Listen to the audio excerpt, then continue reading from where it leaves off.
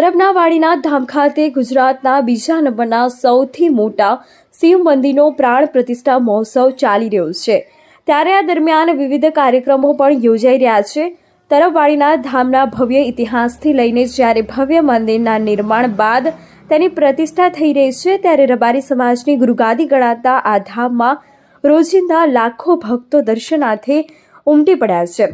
16 થી 22 ફેબ્રુઆરી સુધી ચાલી રહેલા આ પ્રાણ પ્રતિષ્ઠા મહોત્સવમાં ચોથા દિવસે પણ ભક્તોનું ઘોડાપુર ઉમટ્યું છે।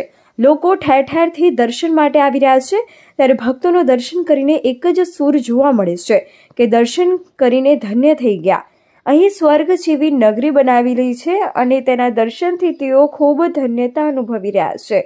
7 દિવસ ચાલનારા આ પ્રાણ પ્રતિષ્ઠા મહોત્સવમાં દર્શન માટે આવતા ભક્તો માટે વાડીનાથ ધામ દ્વારા જુદી જુદી 51 સમિતિઓની રચના કરવામાં આવી છે।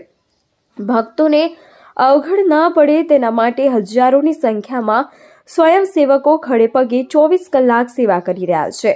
ભક્તોને ભગવાનના દર્શન થાય અને તેમની સાથે આવેલા બાળકો માટે પણ ઘોડિયાની વ્યવસ્થા કરવામાં આવી છે। કહી શકાય કે દર્શન માટે આવતા દરેક લોકો વાડીનાથ ધામ તરફથી કરવામાં આવી રહેલ સગવડને ખૂબ વખાણી રહ્યા છે।